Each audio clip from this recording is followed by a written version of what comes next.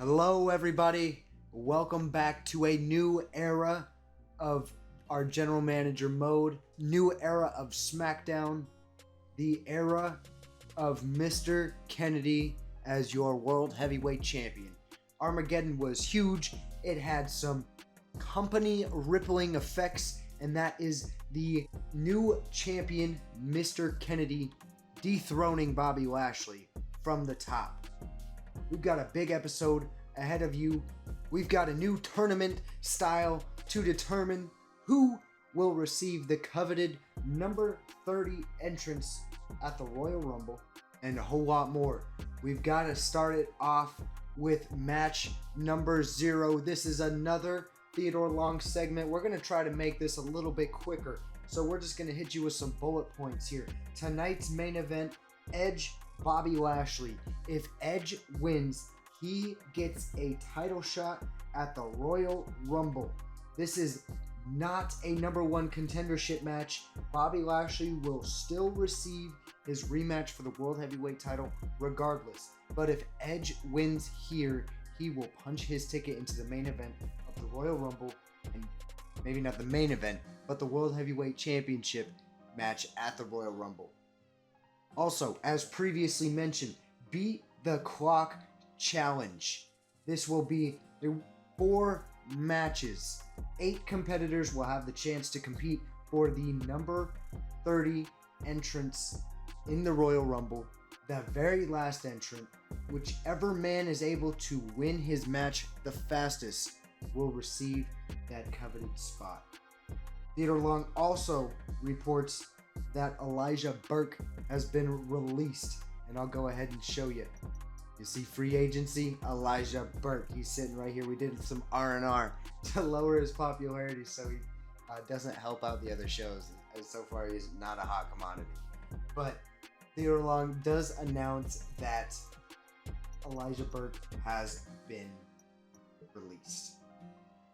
So that does it for the bulk of Theodore Long's announcements, so to speak. However, MVP has a segment, not in the ring. He's not doing any kind of talk show or anything. He's just talking in the locker room with his boys, Chris Masters and Bobby Lashley. The Hurt Business does not have a good time at Armageddon. MVP lost and Bobby Lashley lost. More importantly, Bobby Lashley lost his World Heavyweight title, folks. MVP reports that despite their losses at Armageddon, things are looking up for the Hurt Business. Rey Mysterio is still suspended. Elijah Burke, that thorn in their side that was making all these threats to shake the foundation of the Hurt Business, he has been released. So MVP is just basically saying, things aren't going to be that bad, Bobby. We're going to get you your World Heavyweight Championship back. It's going to go back to who it belongs to, who it deserves to go home with. And that's basically how this whole segment goes. But Bobby Lashley shows no emotion, no pleasantries exchanged with Bobby Lashley. He's not confident. He's just angry. He is pissed off. He has been cool, calm, and collected ever since he is linked up with the Hurt Business. And he has been confident, laid back. This is not the case here. He is intense. He is angry. And it doesn't necessarily look like the words of MVP are meaning anything towards Bobby Lashley. But that's how this segment ends. Let's get right into our preview. Match number 1, some exhibition action. Carlito, Finlay, Jeff Hardy, triple threat. Just some entertainment, some wrestling entertainment for the SmackDown fans here in GM mode. Match number 2, we've got Gregory Helms and Chavito Guerrero teaming up in a handicap match against the Samoan bulldozer Umaga. Gregory Helms and Chavo put on a great match at Armageddon. Gregory Helms coming out on top again over Chavo Guerrero, but the two exchanging a handshake, showing good sportsmanship, and now for some reason, because they're cruiserweights, they're the top cruiserweights, they've been tasked to take on Umaga in a handicap match, so this will be an interesting one. Match number 3, Kenny Dykstra and William Regal. William Regal has received a spot in the Beat the Clock Challenge for that number 30 entrance into the Royal Rumble. Kenny Dykstra wants it. Kenny Dykstra challenges William Regal backstage to a match, and if Kenny Dykstra wins, he gets that spot in the Beat the Clock Challenge. William Regal agrees to this match, and this is how we get here. William Regal, Kenny Dykstra, exhibition, Beat the Clock Challenge entrance, basically, qualifier, if you will. Now, from a qualifier to the actual thing, CM Punk taking on Chris Masters in our first Beat the Clock Challenge match. We'll see what comes out of this one. It's going to be the first of its kind on this series. It'll be interesting. Up next, Edge and Bobby Lashley in our main event. A SummerSlam rewind. However, it's just a one-on-one match. It's not a TLC match. But Edge will take on Bobby Lashley. If Edge wins this match, he will get a World Heavyweight Championship opportunity at the Royal Rumble, regardless of who is champion, whether it's Bobby Lashley or Mr. Kennedy. So we're going to see what comes out of this big episode, everybody. We're going to lock in match number 1. Carlito, Finlay, Jeff Hardy. It's a good match, but we're simulating this bad boy. Finlay with the surprising exhibition victory, folks. And I am rather shocked. And what happens in kayfabe, Jeff Hardy hits Carlito with the Swanton. Finlay hits Jeff Hardy with the Shillelagh and gets the dub skis here. So Finlay picks up a big victory for himself. Match number 2. You see this match is not as it seems on the preview. Chavo finally turns back heel. He has been pushed to the brink. He has been embarrassed. He feels as though his legacy has been challenged by his inability to defeat Gregory Helms for the Cruiserweight Championship. So he turns on Umaga ultimately. Chavo loses the match, but Umaga, what the fuck, man? What the hell? Kayfabe, Umaga gets the victory here. It's still booked as Chavo and Gregory, so Chavo will take the loss. But Umaga definitely gets the victory, and Umaga and Chavo just beat down Gregory Helms, and it's not a pretty sight. Match number 3, Kenny Dykstra and William Regal. You see it's a submission match in the gameplay, not the case in the kayfabe. We are simulating this match again, and William Regal gets the victory over Kenny Dykstra and keeps his spot in the Beat the Clock Challenge.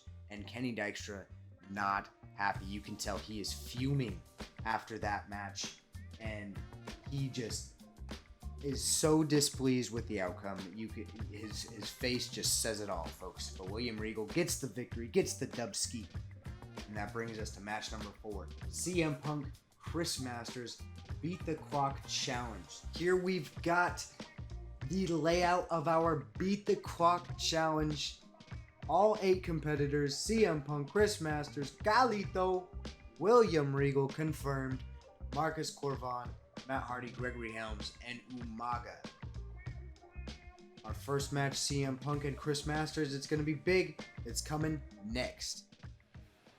And here comes that man. He put on one hell of a showing at Armageddon in the main event. He came real close to winning that World Heavyweight Championship. However, Mr. Kennedy was able to just pull out just enough with that inadvertent distraction from MVP. CM Punk's got a chance to really catch back up in the thick of things, get that number 30 entrance, and potentially win that Royal Rumble. That would be huge for him getting back to the main event. But there's about 7 other dudes that want the same thing. And the true muscle of the Hurt Business, the henchman, the masterpiece, Chris Masters, no longer a tag team champion. You know he's not happy about that. But he has got himself an opportunity, much like everybody else in this Beat the Clock Challenge, to really shoot yourself into the front driver's seat of your own destiny of main event in WrestleMania. It's going to be huge. I don't care how many fans SmackDown has in the game. At the end of the day, SmackDown's the main event of WrestleMania, folks. And I'm pretty sure in the gameplay, all I got to do is win the Royal Rumble anyway. So let's go. And here we go. Match number 1. These guys have got to waste no time. Remember, the man who wins their match the fastest will receive the number 30 entrance in the Royal Rumble. So, regardless of who you are, what your style is, you got to get your pace going. You got to get a move on, and you can't afford to waste time. And CM Punk not only trying to tire out Chris Masters, but he's trying to get something over the ropes. He's pulling out the tarantula. Oh, no, not the tarantula. Wow, that is something else. Some kind of, I don't even know what. But it looked rather effective. Chris Masters seemed to be hurting from it for a moment. But inverted DDT there. Chris Masters regaining composure, getting back in the game. Ooh, CM Punk. No, sir. Yeah, again, throwing him into the corner. What is with his fascination with this move? What is going on? Why do you want to do this so much, Punk? Maybe he just believes that is the way to damaging Chris Masters. 0 for 2 right now. 0 for 2 right now. Come on, CM Punk. Chris Masters applying the camel clutch, but CM Punk getting out of dodge.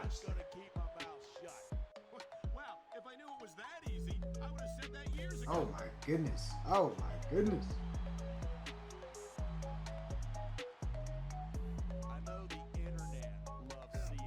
Okay, CM Punk missing on that account. Boom! Didn't miss there. My goodness. Taking him out with a single shot of the foot. A single shot of the foot. Except Chris Masters is actually rather cognizant right now. Okay. Big slam there. Just tossing CM Punk around. CM Punk is a light heavyweight. Chris Masters is a powerhouse heavyweight in every sense of the word. My goodness. Oh, but CM Punk slipping out of there. Look at the athleticism on Chris Masters. Say he's not an athlete again. Say he's not an athlete again. Ooh, my gosh. But CM Punk is climbing up the top turnbuckle now. Okay. Okay, Batman, nice try.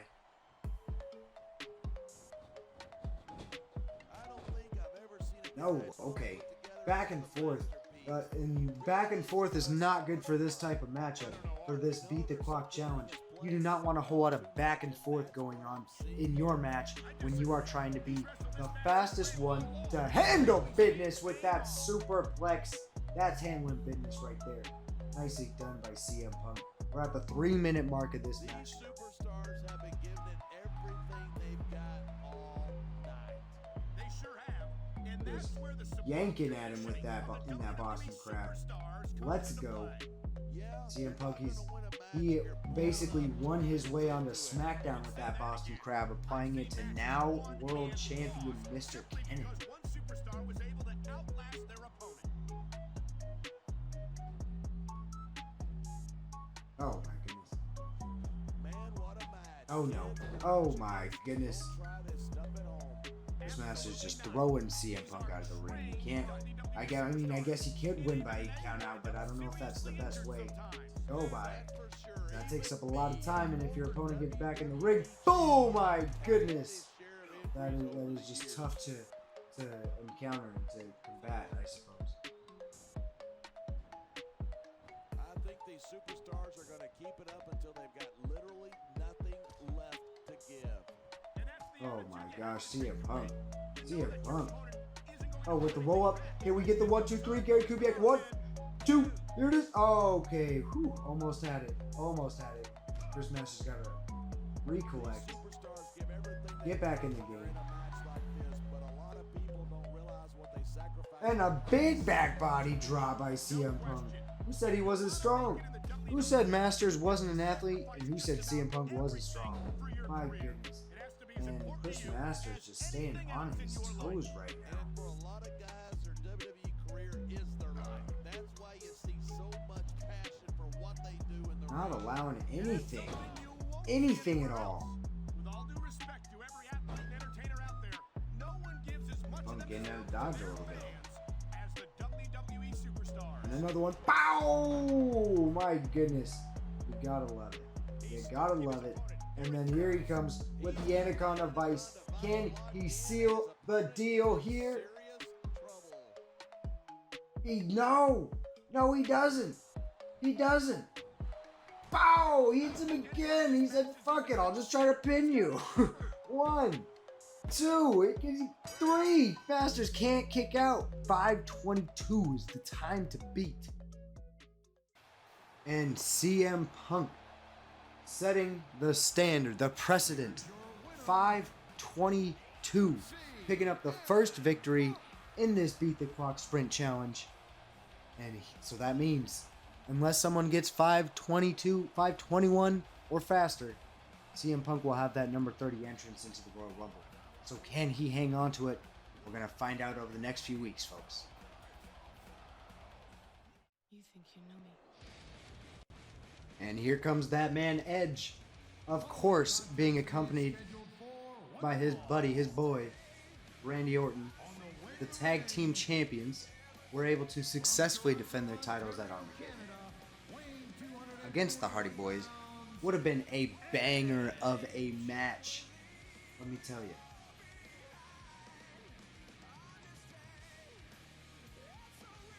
Edge, they're still coming out looking a little goofy, but Edge is sporting his own entrance theme, not the Rated RKO split. But they're looking good. I like them. However, in total contrast, Bobby Lashley is coming out here looking like a man pissed off, not happy. Without the World Heavyweight Championship for the first time in about 5 months.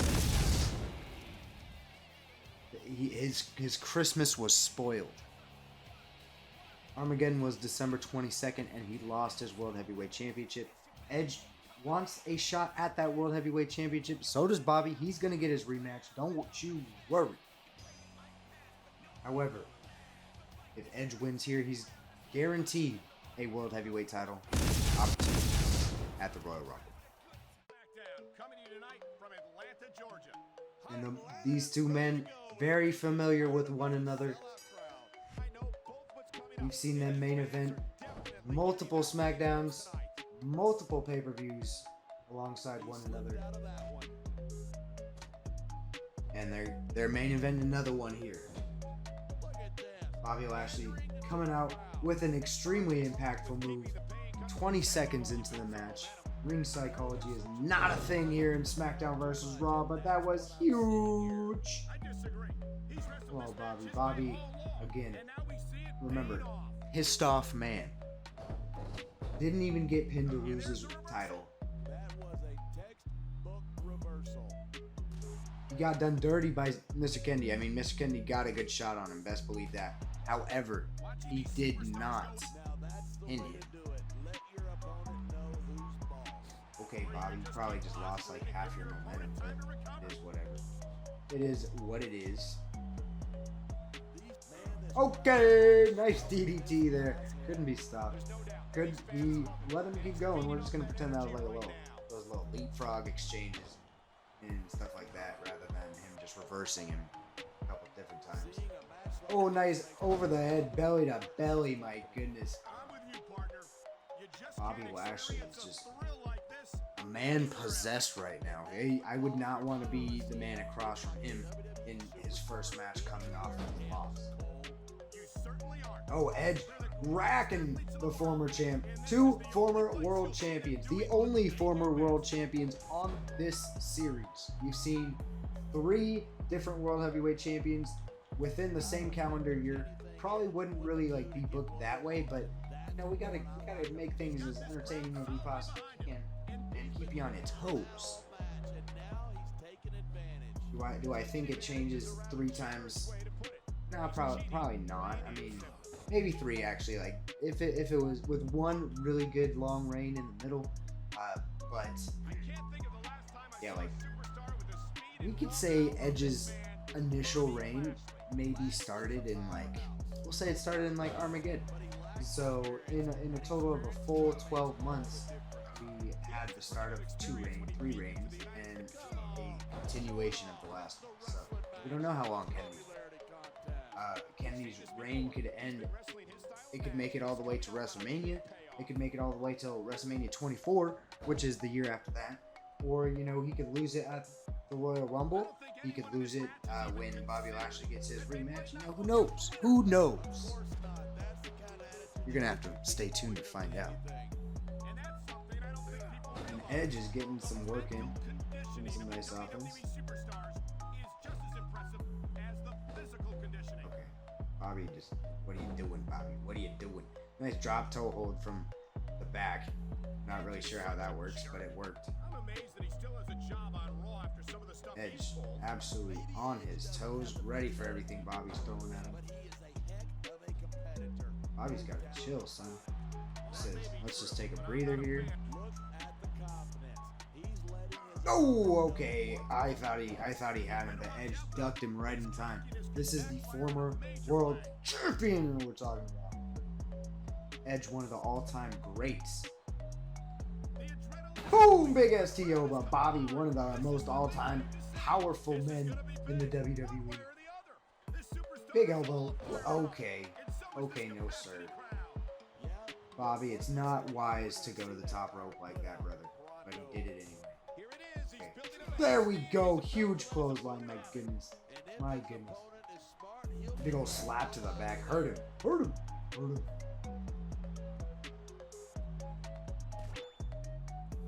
Bobby Lashley's a big guy, but he's got to be careful not to depend too much on his size. Okay, with the overhead press, Edge trying to fight out of it. Oh, lift him up.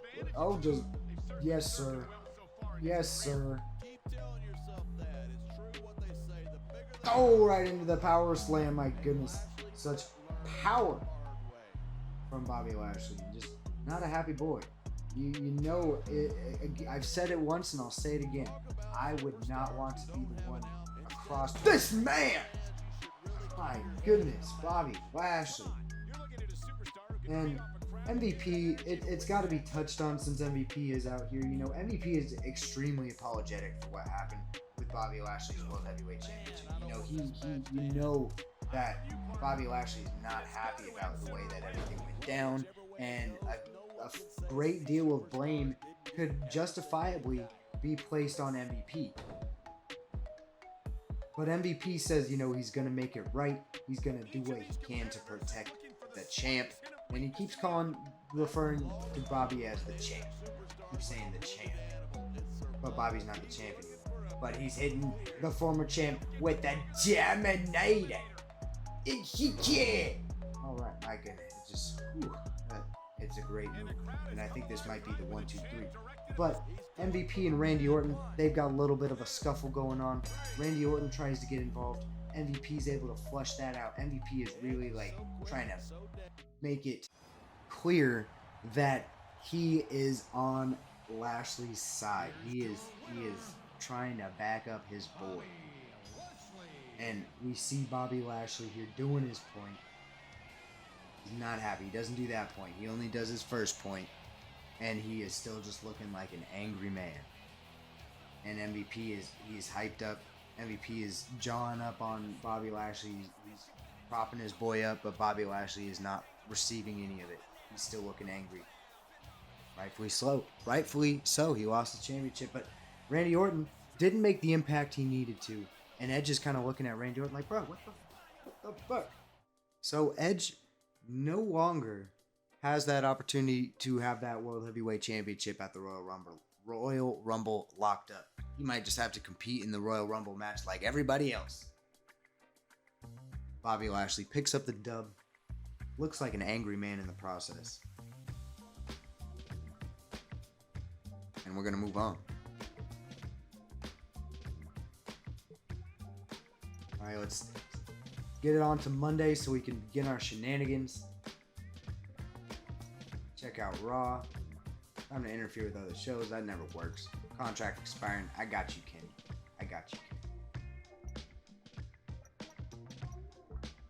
The only one we got to sign this week, and then we got 2 cruiserweights to sign next week. So we're going to build up a little cash stack, and I like that. I'm not going to have any more Snitsky situations. Bravo. Gregory.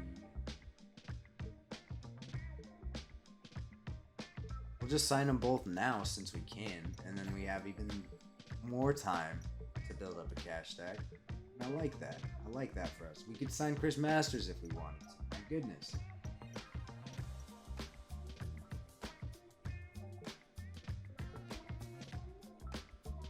Let's sign Matt. Just get out the way. There we go. In 4 weeks, we got quite a few gentlemen to sign for sure. Umaga, Randy Orton, Kennedy, Kane, CM Punk. CM Punk, Randy Orton, and Umaga, just the new acquisitions, basically. So Carlito, everyone except for William Regal is going to need, these guys will need at least one contract. These guys will need two. Everybody else will need two. But we're getting real close, guys. We're getting real close. Check out WWE.com. Just so you know, fan change on our pay-per-view. ECW won 50,000 on SmackDown's pay-per-view, bro. It doesn't make sense to me. With the better show, the better ratings, everything is better, and it's just not happening. Match of the week, Raw, 4.5 stars. I'm interested to see what happens here. SmackDown only with a 3.5 star rating. Interesting. That's a little disappointing. We go down to 2.5. We were within like 200 grand, but now we spike down aggressively off the heels of our pay-per-view, off of our 4.5 star pay-per-view. People really not happy that Mr. Kennedy is World Heavyweight Champion, apparently. I think that's got to be it. Bobby Lashley, number 9 in the power rankings. That is disappointing. Might not be able to get him on his rematch as soon as we wanted. Got to build him back up.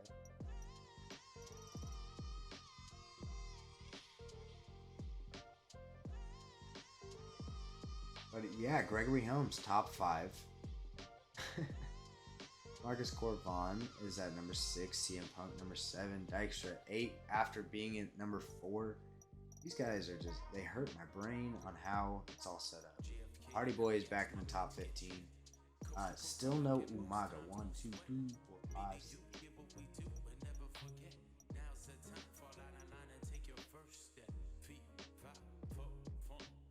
I don't understand how Umaga is not in the top 15.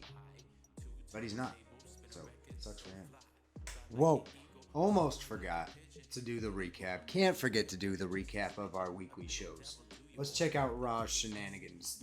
They're funny matches that they like to put together. Match 1, blank. Match 2, a tag team mess with Khali and Michelle McCool defeating JTG and Sandman. John Cena and Batista defeat Undertaker, Big Show, and Melina. Interesting, trying to bring back some Ministry of Darkness or something with Undertaker and Big Show. I don't even know. Women's Championship, Ashley, still champion. And King Booker challenging for the WWE title over on Raw. Proud of the boy. Roddy Piper successfully defending in a parking lot brawl. That was the match of the week. Rightfully so. Parking lot brawl. Weird that they would do parking lot brawls for world titles, but it is. ECW match 1, blank. Match 2, Mickie James defeats HBK. Match number 3, technically match 2, Triple H and Ric Flair defeat Torrie Wilson and Mark Henry. Rick Rude still the ECW champion. And then Sabu, Snitsky, and Johnny Nitro in a triple threat. Okay, Sabu and Snitsky are the 2 most popular men on ECW. That show apparently beats SmackDown. Carlito, Finley, Jeff Hardy, triple threat, 3.5. 3.5, Gregory Helms with the upset of the century. Regal and Kenny put on a banger. CM Punk and Chris Masters. And then Edge and Randy Orton, or Edge, along with Randy Orton, versus Bobby Lashley with MVP put up 4 stars. I guess I could see the 3 star. 3.5 stars. Wasn't my best show. Alright. Sorry guys. I almost made the video without doing this part. Oops. Alright guys. We just got a quick episode. Made some light work of our matches, of our gameplay matches.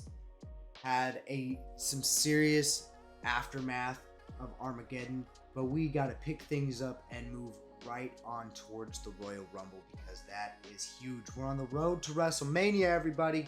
It's big. The last 3-ish months of this series are coming up, and they're going to come at you fast. So stay tuned.